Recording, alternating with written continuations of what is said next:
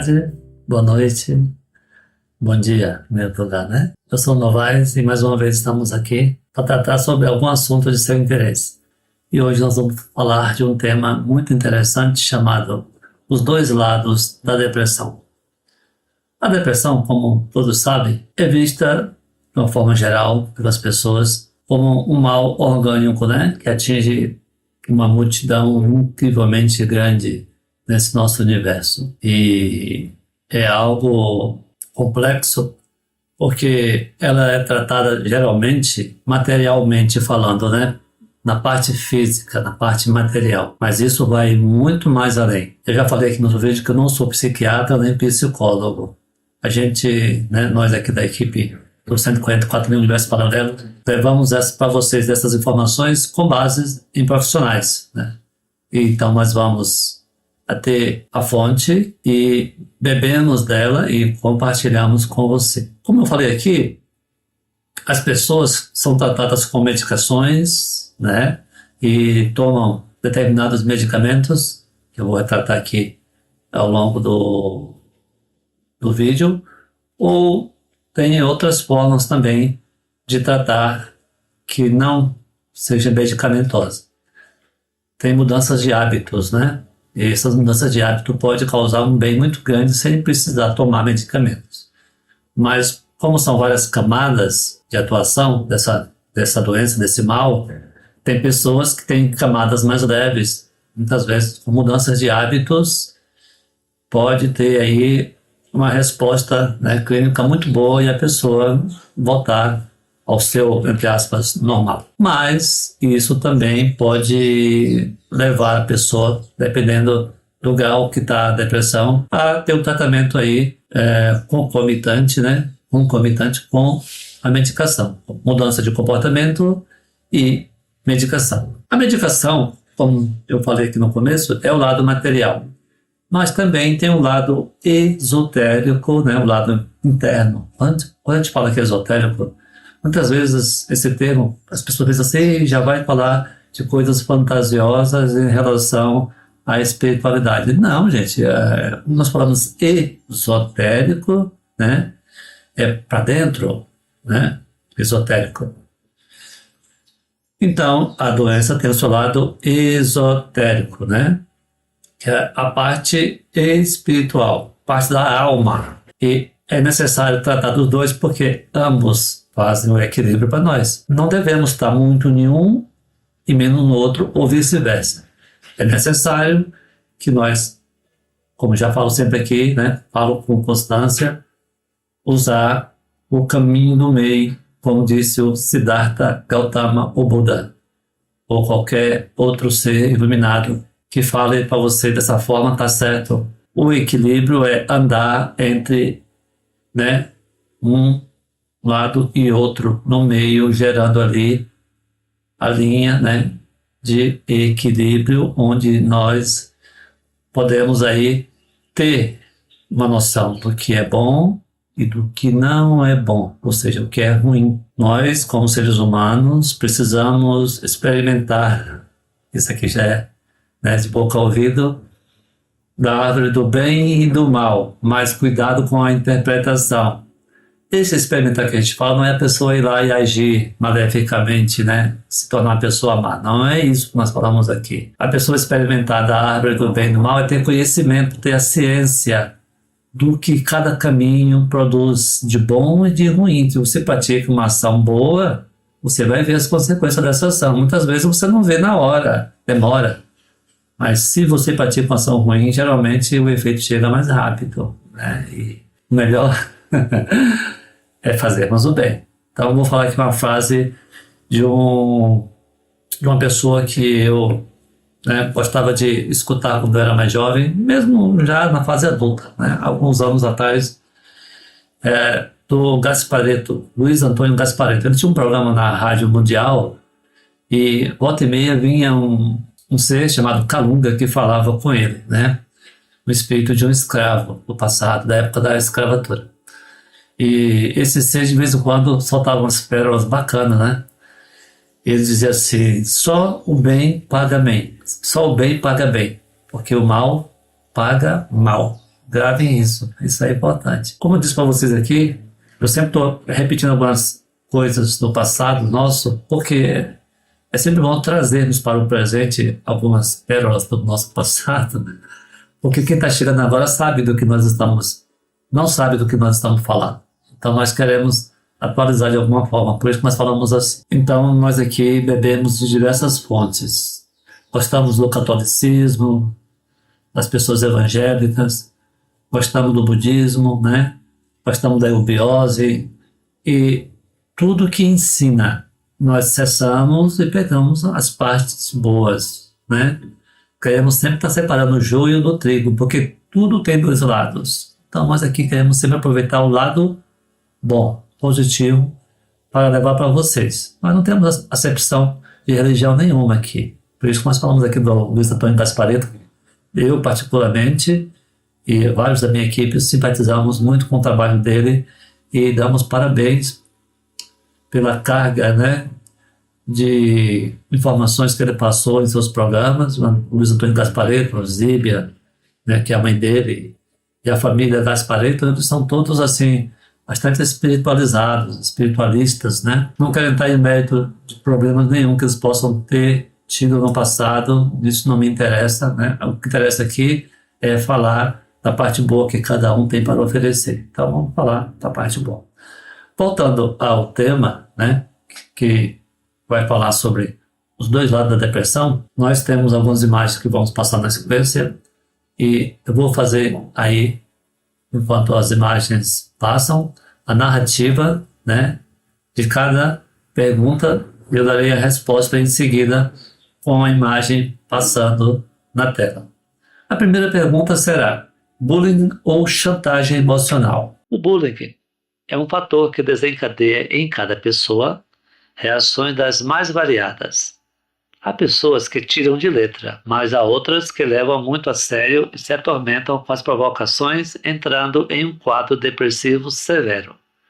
Outros passam a agressão direta com verbosidades pesadas ou mesmo agressões.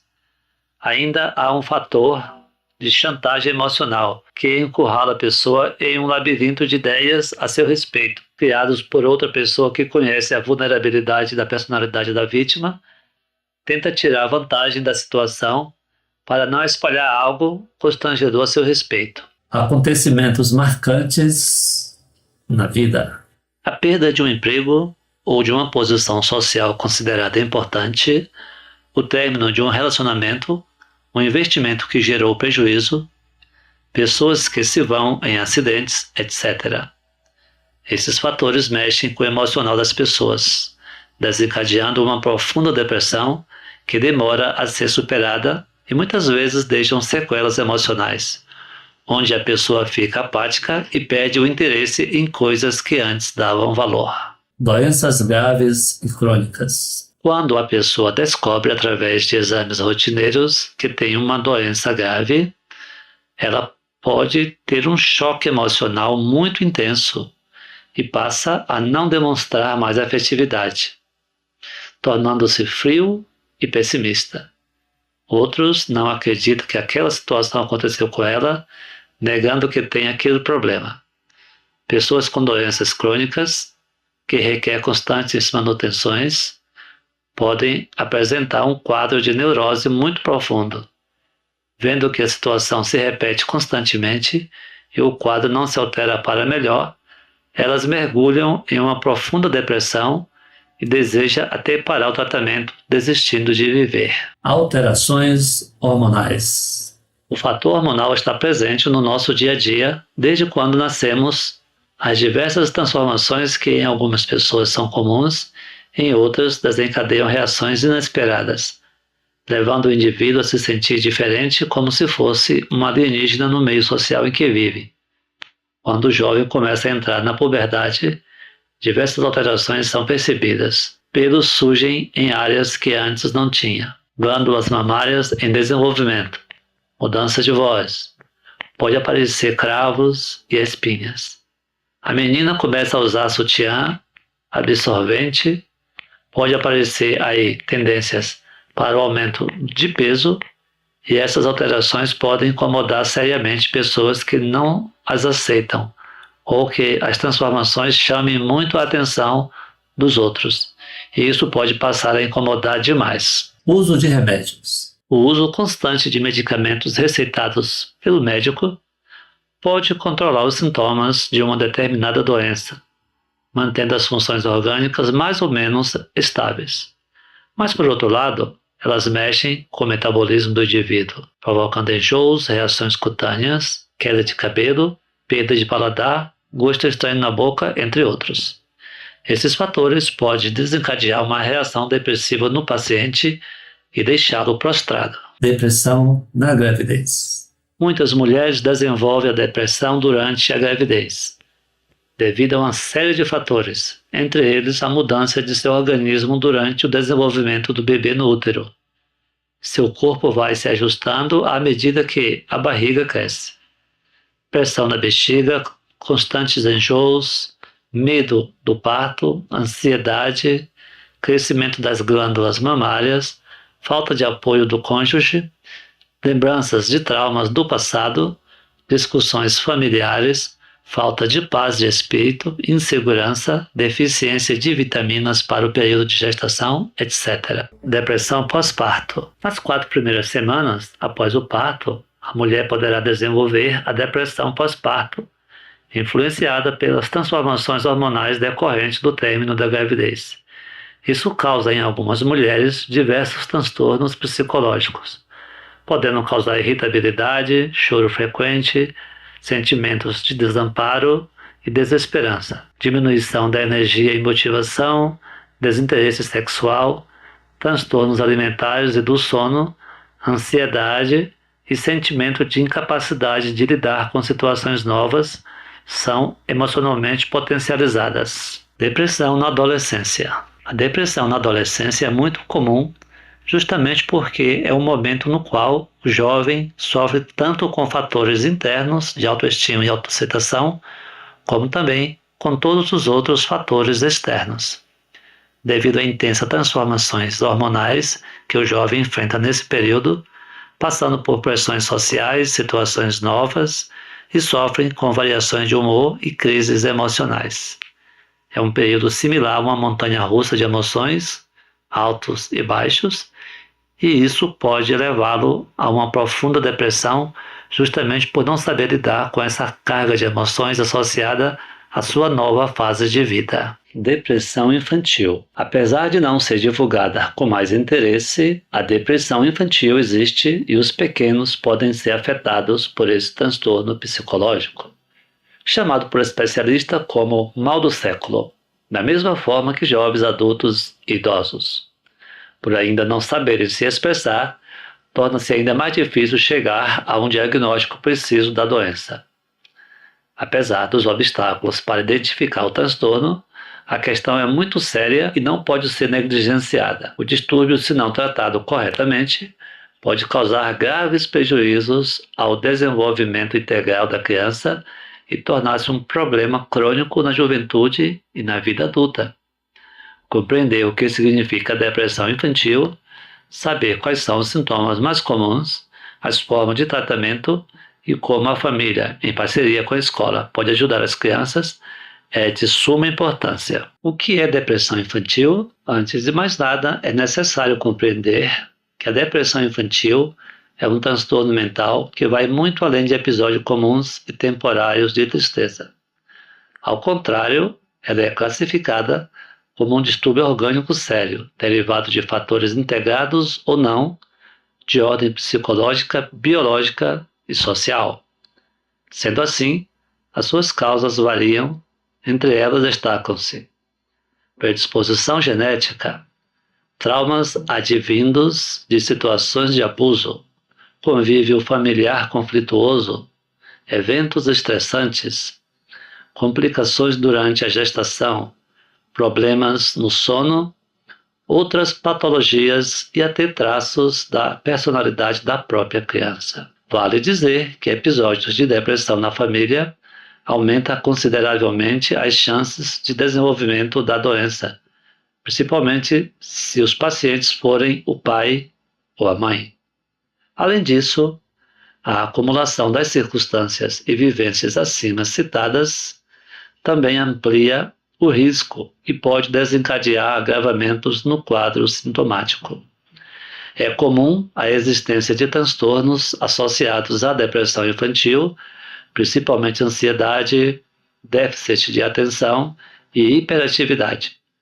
Somente um profissional especializado consegue fazer esse diagnóstico e propor um tratamento adequado.